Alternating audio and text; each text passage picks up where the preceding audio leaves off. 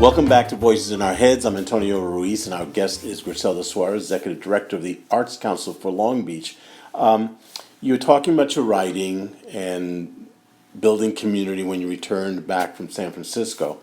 But I am very curious, because I've tasted some of that food, about your foray into the food business. Oh, yes. Since you do mention yourself as a cook. And so talk a bit about how that came about. It was Peppered Up Foods and Slice and Dice Yes. Eatery on Anaheim. Yes. And so talk a bit about that, and how the heck does that fit in with literary Well, writing? let me tell you that I made the decision while I was at a literary retreat.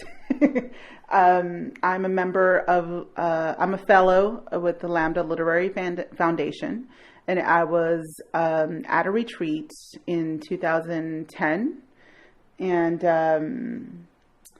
I was triggered by my writing workshop leader to write about something, and it was centered around food. And so several things happened. One, I had always talked about having a food experience, being able to share my family recipes through a business. That has always been in discussion in my family. Someone needs to sell our mole. Okay, fine, I will sell our mole. My aunt in Mexico sells the mole, so I'm like, I will sell it over here. And so in order to write more about food, I felt I had to live it. And so in order to live it, I went in for it. Okay. And food writing, I learned, was a really, it's a genre. Right. There are some people who do amazing food writing. And, it was the thing to do that in 2010, right? Food blogs. Right. But I hadn't had that kind of food labor experience. And so I did it. And it was feeling two things, feeling my want to do food writing and feeling my want to maybe one day sell my mole. Right. So are you still selling it in the mole? Right now we are not selling the mole. I learned a lot. I learned so much. And my mom, being the businesswoman that she still is, gave me lots of advice. Unfortunately, my dad was not around to see the business, or else he would also give me his advice. He passed away really close to that timeline. Right. And so, and it's actually his family's recipes. And so it's creative, it's cultural. I have now had 2 lectures at Museum of Latin American Art about food, because it is arts and culture. It is. And it's creative because you use your hands and you make something. It's creative because many times we have to have everything else express the food. So, everything from servilletas to manteles to so many things that happen around food in Mexico. Right. Day of the Dead or Dia de las Madres or Lent, whatever it is, there's some food attributed to food that, is right? Such a big part of all of our cultures. Yes, it is. And it was really interesting when I did an interview recently talking about Mexican food and just the importance of food in Mexican culture. And I said, well, my mother's from the Dominican Republic, married to a Puerto Rican man, so she had to learn Puerto Rican food as well as Dominican food. Mm-hmm. But food was always, just in family gatherings, it was, it's always been like, everybody brings, it was potluck, and, so you get a chance to taste a little bit of everything. So, Right. yeah. And it's not just because you want to eat, it's because, okay, this is what my grandmother taught me. Right. There's a craft and an art to it, right? And as an artist, I highly respect that. And so I wanted to have a business experience where I stuck close to those recipes, serve something different that often people said, wait, this is not Mexican. Right. I had many instances where people would tell me, this isn't Mexican. And I'm like, yes, it is. My family makes it. This is what I grew up eating. And I remember one distinct event where someone tasted one of the chiles I made, and he told me, oh, this isn't Mexican enough. And I was like, well, I would make sure to tell my dead grandmother that. Thank you very much. And I remember that day because I was kind of tired of those comments. And so that just blurted out of me. And he's like, excuse me? I'm like, yeah, I'll make sure to tell my grandmother, who's passed away, next time I pray to her, that you said she wasn't Mexican enough.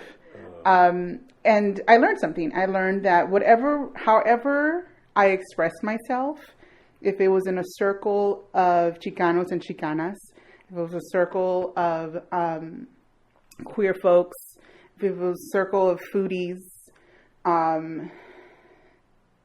I always seem to be tested as not enough. You're not queer enough. You're not down enough. Are you brown enough?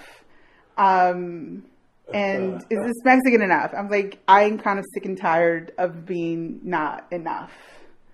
This is probably another podcast because this has been an interesting conversation. I've been talking to Dr. Sandoval about I want to do a whole conference about Latino identity, and as part of it is I don't speak Spanish. I mean, I speak enough to get out of a fight, as I like to tell people. But part of it is because I grew up in New York at a time in the 50s when my parents were told, well, we're in America now, we don't speak, speak English, speak Spanish. The irony, of course, is when I first started the first grade, I only knew Spanish with a little bit of English. Okay. By the time I left 8th grade, I knew English with maybe enough to speak of Spanish to speak to my grandmother, who didn't know any English. And that's sort of, I think, a good segue to talk about, your role as the Arts Council, because it's somehow I always feel like how we define ourselves is really more important than how other people define us. But it's something that still bothers me to this day is that I've got to justify who I am. Well, I stopped doing that. I'm 68 years old. I stopped doing that a long time ago. How do you deal with that? It's hard. It's hard because it is a marker or a reminder of just how much progress we still need to do. And so expression through arts and culture, right? Now here at the Arts Council, for me, it's not just within gallery walls or traditional, performance venue, right? Expression is the identity of community. How do we express ourselves as an entire city is also indication of how we treat our residents, how we treat our artists, how we treat culture. And so when I work as an ED of an arts organization, I come into the doorway, I come into the job, I write my emails at 1:00 in the morning sometimes, because what informs it is this idea that arts and culture and expression are fundamental in creating an identity, right? And there are so many communities in Long Beach. And so my questions are often, well, what is their identity? What is their culture? How do they express themselves? How do I express myself? How does my neighbor express themselves? And how do we support that? Well, that's a good place to start with a question about how do we as a city do that? Because, as I said earlier, you sometimes... we have Cambodian Day and we have these little things that we sort of mark that, okay, there's a Cambodian community here that we love to, talk about. And once a year we have, Black History Month, and then there's, Hispanic Heritage Month, and then, but in terms of, I want to say media attention, that's about it. So the responsibility sort of falls on the Arts Council to, like, how do we make sure that it's not just 3 times a year that we hear about these things?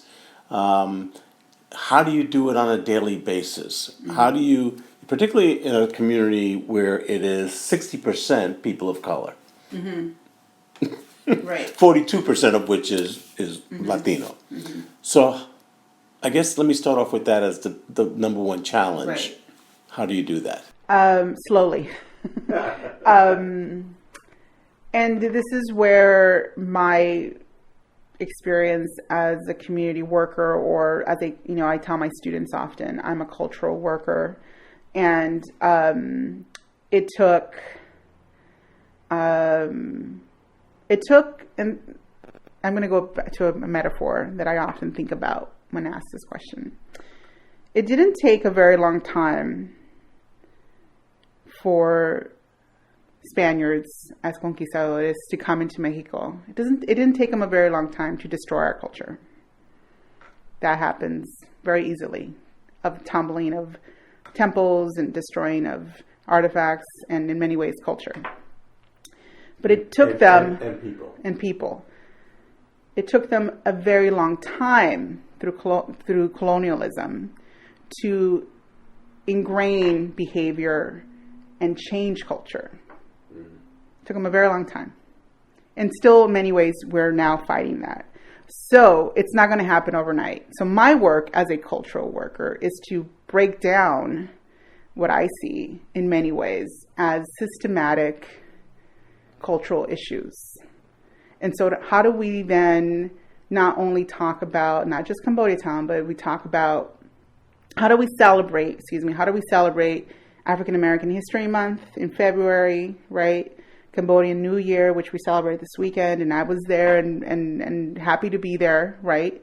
How do we celebrate all of that, which is part of our culture now?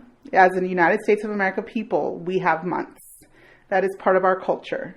But then how do we address culture throughout the year so that then it's not just 1 month? Right. And that takes time, and it takes education, and it takes conversation, and it takes changing mindsets.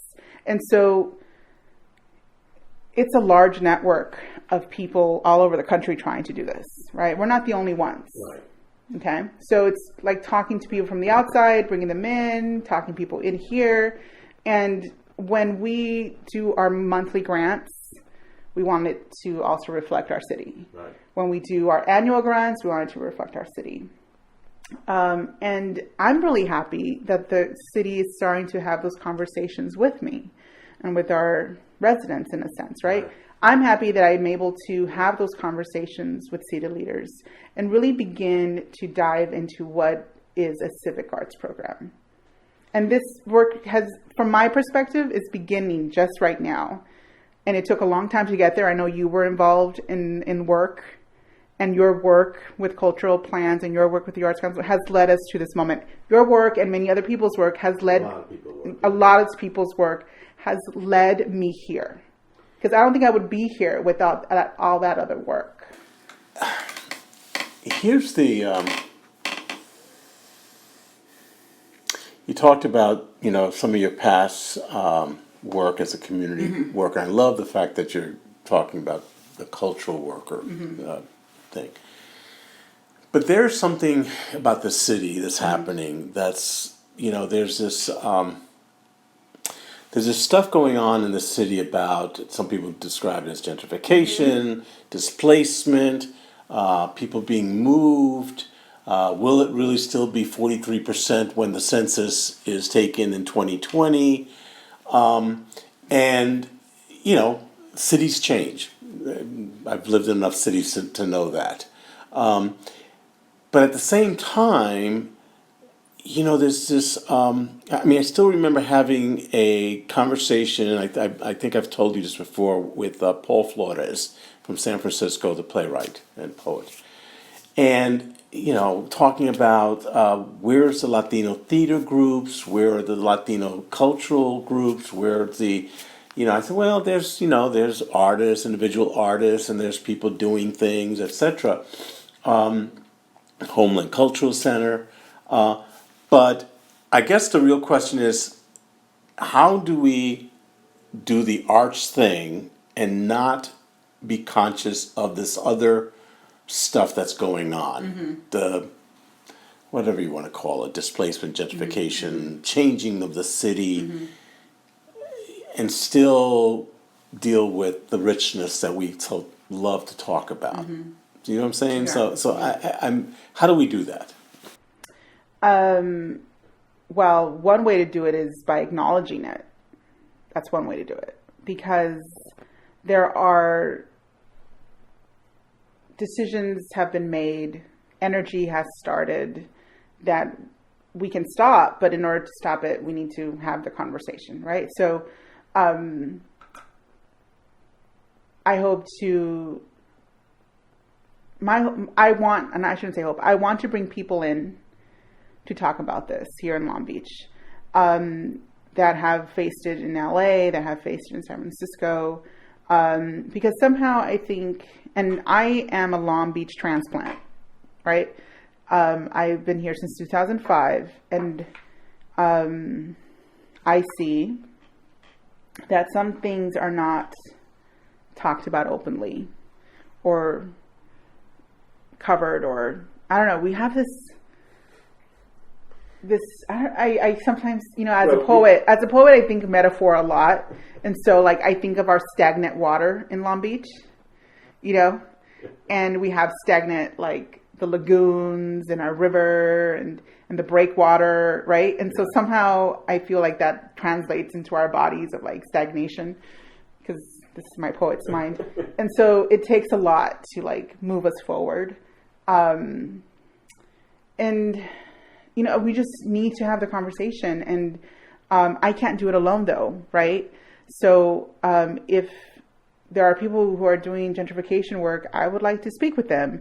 If there are people who are being displaced, I would like to speak to them too. I think in order to have a thriving arts community, the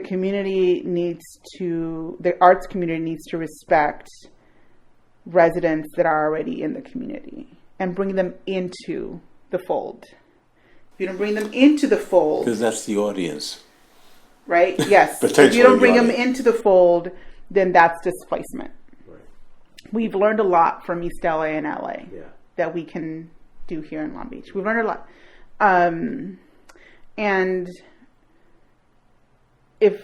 but then the hard thing is language and custom and expression, right? And so I think lots of times talking about Long Beach's arts ecology is really about linking. If we could just link things, then things would be smoother. Right. But there is not a lot of linking, right? And having just honest conversations of diversity and what diversity really means and what does equity really mean, rather than just saying, oh, we're equitable. And I think another part that's missing is artists need to start making art about these issues.